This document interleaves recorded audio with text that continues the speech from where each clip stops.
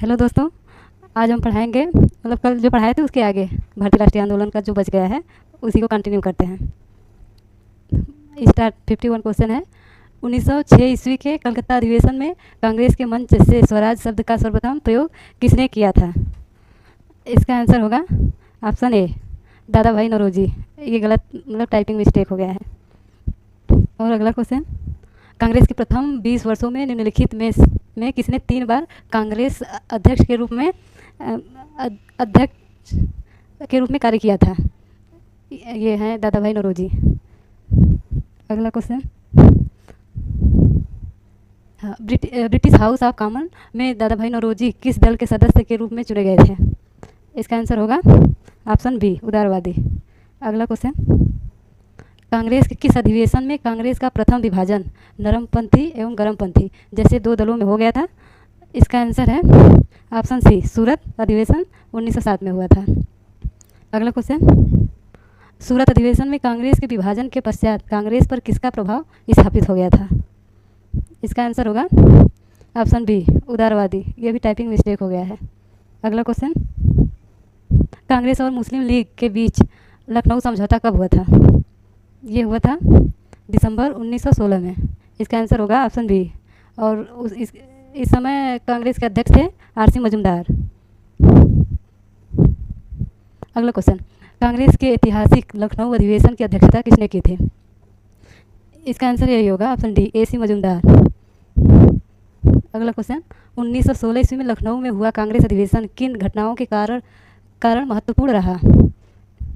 इसका आंसर होगा option A है नरमपंथी एवं गरमपंथी के बीच समझौता, और बी है कांग्रेस और मुस्लिम लीग के बीच समझौता। इसका आंसर होगा ऑप्शन सी ए और बी दोनों। अगला क्वेश्चन, कांग्रेस और लीग को लखनऊ अधिवेशन में एक दूसरे के करीब लाने में किनकी भूमिका थी सराहनीय रही थी? इसका आंसर है ऑप्शन सी मोहम्मद अली जिन्ना। अगला क्वेश्चन, निम्नलिखित में कौन सी शर्त कांग्रेस और लीग के बीच संपन्न हुए लखनऊ समझौता 1916 में शामिल नहीं था? इसमें बताना है कि कौन सा इसमें इन चारों में से नहीं था। तो ऑप्शन ए कांग्रेस और मुस्लिम लीग दोनों ने एक दूसरे के साथ कार्य करने का निश्चय किया। ऑप्शन बी है गर्म और नरम दल के आपसी वैचारिक मतभेद को समाप्त करना। और ऑप्शन सी है कांग्रेस ने मुसलमानों के लिए पृथक निर्वाचन मंडल के सिद्धांत को स्वीकार किया। और ऑप्शन डी है केंद्रीय और प्रांतीय परिषदों में सीटों की संख्या निश्चित कर दी गई थी। इसका आंसर होगा ऑप्शन डी, क्योंकि ये सब तो उसमें हुआ था 1916 के अधिवेशन में जो लखनऊ में हुआ था। अगला क्वेश्चन, लखनऊ पैक्ट का मुख्य दोष क्या था? ऑप्शन ए इसमें देसी रियासतों की उपेक्षा की गई थी। ऑप्शन बी है इससे गरमपंथियों को दूर रखा गया था। पृथक निर्वाचन मंडल के मुस्लिम मांग को स्वीकार कर लेना। ऑप्शन डी है इसमें मुस्लिम शासकों को बेवजह महत्व दिया गया। इसका मुख्य दोष था, इसका आंसर ऑप्शन सी होगा पृथक निर्वाचन मंडल के मुस्लिम मांग को स्वीकार कर लेना। अगला क्वेश्चन, 1907 ईस्वी में सूरत अधिवेशन में हुए प्रथम कांग्रेस विभाजन के बाद 1918 में जो द्वितीय विभाजन हुआ था उसका आधार क्या था? उसका आधार था ऑप्शन बी मॉन्टेग्यू घोषणा। और ये लखनऊ समझौता जो कि 1916 ईस्वी में हुआ था और इसकी अध्यक्षता किए थे अंबिका चरण मजूमदार। और ये सुधार हुआ था सन 1919 ईस्वी में, नहीं 1909 ईस्वी में, नहीं 1919 ईस्वी में हुआ था। एनी बेसेंट को अध्यक्ष बना देना, नहीं ये भी नहीं था। अगला क्वेश्चन है, निम्नलिखित में से किस अधिवेशन का अध्यक्ष एनी बेसेंट को किस अधिवेशन में उनको अध्यक्ष बनाया गया था एनी बेसेंट को? इसका आंसर है ऑप्शन ए कलकत्ता अधिवेशन में। अगला क्वेश्चन, कांग्रेस वास्तविक जनाधार वाली एक राजनीतिक पार्टी कब बनी? ऑप्शन ए है रौलट सत्याग्रह के समय। ऑप्शन बी है जलियांवाला बाग हत्याकांड के पश्चात राष्ट्रीय लहर के दौरान। और ऑप्शन सी है असहयोग आंदोलन के दौरान। और ऑप्शन डी है 1920 के नागपुर अधिवेशन में अपने संविधान में किए गए परिवर्तनों के पश्चात। तो इसका आंसर होगा ऑप्शन डी 1920 के नागपुर अधिवेशन के दौरान। अगला क्वेश्चन, पहली बार कांग्रेस ने नागपुर के अधिवेशन में रियासतों के राजाओं से तत्काल अपने यहाँ पूर्णतया लोकप्रिय सरकार स्थापित करने की मांग की। यह अधिनियम कब पारित हुआ था, कब हुआ था? इसका आंसर है 1920। नागपुर अधिवेशन। अगला क्वेश्चन, 1921 के अहमदाबाद अधिवेशन में निम्नलिखित नेताओं में से किसने संपूर्ण स्वराज को कांग्रेस का लक्ष्य मानने का प्रस्ताव रखा था? इसका आंसर है, पहले तो ये ऑप्शन ए है मौलाना आज़ाद। ये सबसे ज़्यादा कांग्रेस का अधिवेशन नहीं, वो दादा भाई नौरोजी ने सबसे ज़्यादा कांग्रेस का अधिवेशन किया था। इसका आंसर होगा हसरत मोहानी। महात्मा गांधी तो बेलगांव के अधिवेशन में कांग्रेस की अध्यक्षता किए थे, और इसका आंसर होगा हसरत मोहानी। अगला क्वेश्चन, भारतीय राष्ट्रीय कांग्रेस का लाहौर अधिवेशन इतिहास में इसलिए प्रसिद्ध है क्योंकि कांग्रेस ने, ऑप्शन ए फर्स्ट है, कांग्रेस ने पूर्ण स्वराज की मांग का एक संकल्प पारित किया। सेकंड है, इस अधिवेशन में उग्रवादियों तथा उदारवादियों के बीच झगड़े को सुलझा लिया गया। तीसरा है, इसमें दो राष्ट्रों की मांग के सिद्धांत को अस्वीकार करते हुए एक संकल्प पारित किया गया। इसमें से कौन सा सही बताना है, इन तीनों में कौन सा सही है? भारतीय राष्ट्रीय कांग्रेस का लाहौर अधिवेशन इतिहास में इसलिए प्रसिद्ध है क्योंकि इसका सही है, पूर्ण स्वराज की मांग की गई थी और उग्रवादियों के बीच झगड़ा उसका वो हो गया था। इसका सही होगा ऑप्शन 1 और 2, अरे फर्स्ट और थर्ड। अगला क्वेश्चन, 1929 ईस्वी में नेहरू की अध्यक्षता में आयोजित लाहौर अधिवेशन के बारे में कौन सी बात असत्य है? इसमें बताना है कि दिए गए प्रश्न में इसमें ऑप्शन में से कौन सा सही नहीं है। आप इसको देखते हैं। ऑप्शन ए क्या है, इस अधिवेशन में तिरंगे झंडे को स्वीकार किया गया था। ऑप्शन बी है, 26 जनवरी 1930 ईस्वी को पूर्व स्वतंत्रता दिवस मनाने का निश्चय किया गया था। ऑप्शन सी है, मोहम्मद अली जिन्ना के 14 सूत्री मांगों को मान लिया गया था। ऑप्शन डी है, संविधान अवज्ञा आंदोलन प्रारंभ करने की घोषणा की गई थी। इसका आंसर होगा, लाहौर अधिवेशन के बारे में कौन सी असत्य बताना है। तो इसमें तो ये सही है, इस अधिवेशन में झंडे को स्वीकार किया गया था, और सेकंड भी सही है कि 26 जनवरी 1930 को एक पूर्व स्वतंत्रता दिवस मनाने का निश्चय किया गया था, और ऑप्शन सी भी सही है। इसका होगा ऑप्शन डी सही नहीं है। नहीं, इसका आंसर ये होगा, मोहम्मद अली जिन्ना की 14 सूत्री मांगों को मान लिया गया था, क्योंकि 14 सूत्री मांग तो उनका था ना, पंडित जवाहरलाल नेहरू का। अगला क्वेश्चन, पूर्ण स्वराज के संकल्प को राष्ट्रीय कांग्रेस के लाहौर अधिवेशन 1929 में किसने प्रस्तुत किया था? लाहौर अधिवेशन को ऑप्शन बी, पंडित जवाहरलाल नेहरू ने इसकी अध्यक्षता की थी, और बाल गंगाधर तिलक इन्होंने एक बार भी कांग्रेस के किसी भी अधिवेशन की अध्यक्षता नहीं किए थे, और महात्मा गांधी बेलगांव अधिवेशन में कांग्रेस की अध्यक्षता किए थे, और ये बारडोली से संबंधित है। अगला क्वेश्चन, कांग्रेस के लाहौर अधिवेशन 1929 में कांग्रेस का लक्ष्य पूर्ण स्वराज किसके द्वारा घोषित किया गया था? पूर्ण स्वराज, इसका आंसर होगा ऑप्शन बी, पंडित जवाहरलाल नेहरू ही। अगला क्वेश्चन, 31 दिसंबर 1929 ईस्वी राष्ट्रीय ध्वज को किसको अर्धरात्रि में भारतीय ध्वज को किसने अर्धरात्रि में भारतीय मतलब तिरंगे को फहराया था, राष्ट्रीय ध्वज को फहराया था किसने? इसका आंसर होगा ऑप्शन सी, महात्मा गांधी। अगला क्वेश्चन, भारतीय राष्ट्रीय कांग्रेस के किस अधिवेशन में नेहरू समिति की रिपोर्ट को बड़े भव्य रूप से उद्घोषित किया गया था? इसका आंसर है कलकत्ता अधिवेशन, ऑप्शन ए। अगला क्वेश्चन, निम्नलिखित में से कौन सा पहला वर्ष था जबकि कांग्रेस का कोई अधिवेशन नहीं हुआ था? इसका आंसर है ऑप्शन सी, 1930 में कांग्रेस का कोई भी अधिवेशन नहीं हुआ था। अगला क्वेश्चन, कांग्रेस ने मौलिक अधिकारों और आर्थिक नीति पर एक प्रस्ताव अपने किस अधिवेशन में पास किया था? इसमें बताना है कि मौलिक अधिकारों और आर्थिक नीति पर एक प्रस्ताव किस अधिवेशन में पास किया गया था? इसका आंसर होगा कराची अधिवेशन 1931 ईस्वी में। अगला क्वेश्चन, भारतीय राष्ट्रीय आंदोलन से संबंधित निम्नलिखित घटनाओं को मतलब रीअरेंज करना है कि पहले कौन सी घटना हुई थी, उसके बाद कौन सी घटना हुई थी, ये बताना है। तो ऑप्शन ए है, भारतीय राष्ट्रीय कांग्रेस का कराची अधिवेशन जो कि 1931 ईस्वी में हुआ था, और राजगुरु को फांसी, ये भी 1931 में ही हुआ था। गांधी ऋण समझौता 1930 ईस्वी में हुआ था। इसका कराना है कि कौन सबसे पहले है।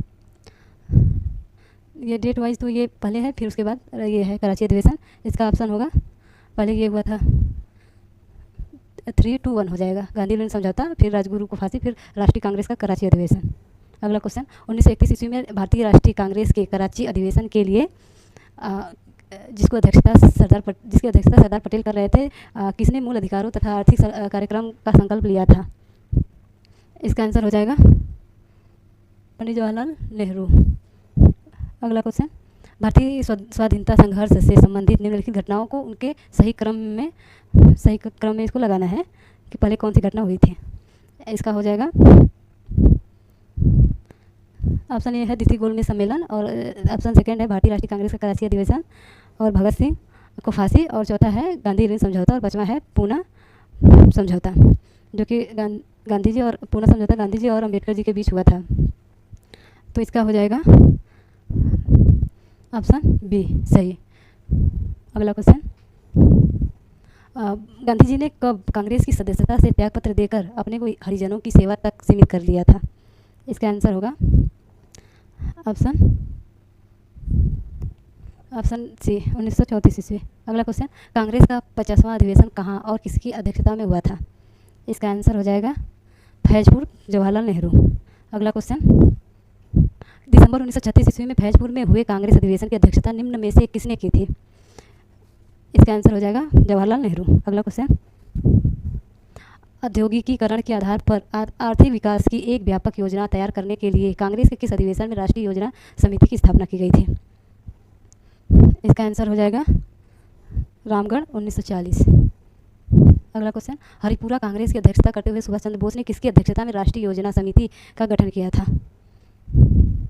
इसका आंसर हो जाएगा हरिपुरा कांग्रेस की अधिवेशन की अध्यक्षता करते हुए सुभाष चंद्र बोस ने किसकी अध्यक्षता में राष्ट्रीय योजना, ये हो जाएगा ऑप्शन सी जवाहरलाल नेहरू।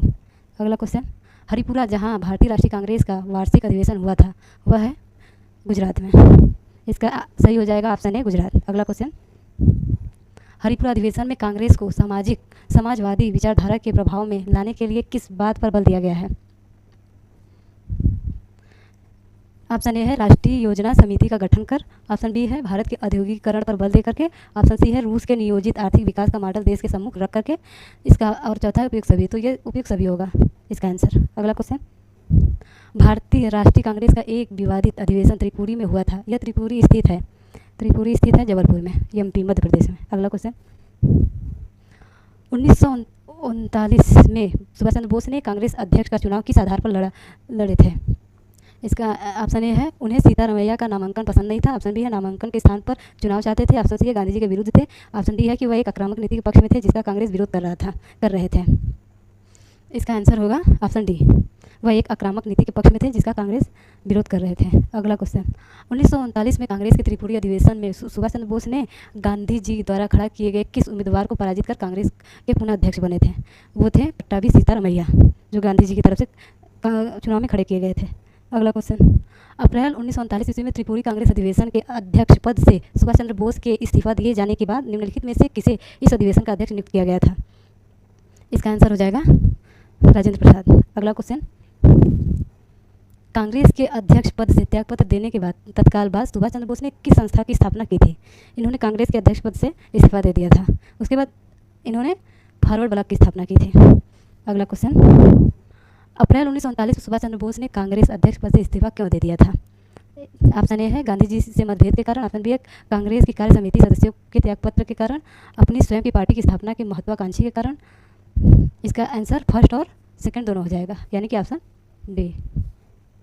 अगला क्वेश्चन, कांग्रेस के त्रिपुरी अधिवेशन के पश्चात सुभाष चंद्र बोस और दक्षिणपंथी का समस्त झगड़ा किस प्रश्न पर केंद्रित था? ये क्वेश्चन इसको बताना है कि कांग्रेस के त्रिपुरी अधिवेशन के पश्चात सुभाष चंद्र बोस और दक्षिणपंथी का समस्त झगड़ा किस प्रश्न पर केंद्रित हो गया था? इसका आंसर हो जाएगा, पहला तो है कांग्रेस कार्यकारी समिति, दूसरा है देशी राज्यों के प्रति नीति, तीसरा केंद्र सरकार के प्रति नीति, चौथा है कांग्रेस और समाजवादी दल के सदस्यों की दोहरी सदस्यता। इसका आंसर हो जाएगा कांग्रेस कार्यकारिणी समिति। अगला क्वेश्चन, 1940 ईस्वी के रामगढ़ कांग्रेस अधिवेशन की अध्यक्षता किसने की थी? 1940 में इसकी अध्यक्षता किए थे मौलाना आज़ाद। मौलाना आज़ाद ने कांग्रेस की लगातार मतलब कि 1940 से लेकर 45 तक कांग्रेस की अध्यक्षता किए थे। अगला क्वेश्चन, भारत की आज़ादी के पूर्व भारतीय राष्ट्रीय कांग्रेस का लगातार सर्वाधिक 6 वर्षों तक अध्यक्ष रहने का रिकॉर्ड जो मैं पहले बताई थी वो यही है, मौलाना आज़ाद। अगला क्वेश्चन, भारत की आज़ादी के समय कांग्रेस के अध्यक्ष थे, भारत की आज़ादी के समय भारत के कांग्रेस के अध्यक्ष जे बी कृपलानी थे। अगला क्वेश्चन, कांग्रेस के आधिकारिक इतिहासकार कौन थे? इसका आंसर है ऑप्शन ए पट्टाभी सीतारमैया। अगला क्वेश्चन, गांधी जी ने पहली बार कांग्रेस के किस अधिवेशन में हिस्सा लिया था? इसका आंसर हो जाएगा बम्बई 1915। अगला क्वेश्चन, गांधी जी ने कांग्रेस के किस अधिवेशन में कांग्रेस की सदस्यता ग्रहण की थी? इसका आंसर हो जाएगा ऑप्शन ए बम्बई 1915 से। अगला क्वेश्चन, दिसंबर 1924 में कहाँ पर आयोजित होने वाले कांग्रेस अधिवेशन गांधी जी की अध्यक्षता में होने वाला एकमात्र कांग्रेस अधिवेशन था? वह था ऑप्शन बी बेलगांव अधिवेशन। अगला क्वेश्चन, इसको मैच कराना है कि किसने किस साल में किस जगह अध्यक्षता की थी कांग्रेस की। तो इसका आंसर हो जाएगा मतलब एनी बेसेंट का ऑप्शन सी कलकत्ता 1917। सी में तीसरा, अच्छा ये इसमें भी है और इसमें भी है। सरोजनी नायडू कानपुर अधिवेशन 1925 में की थी।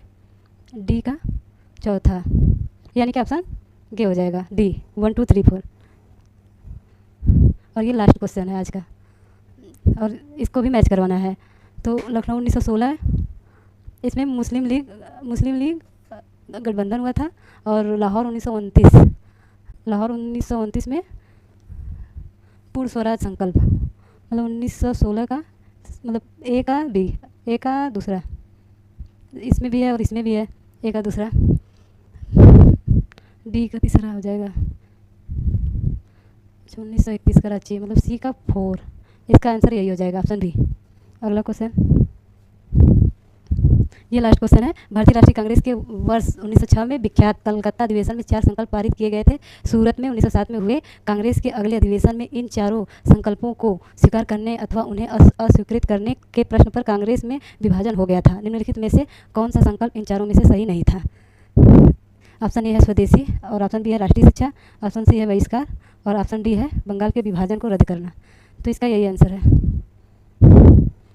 बस आज के लिए इतना ही। अब अगले वीडियो में अगली क्लास होगी।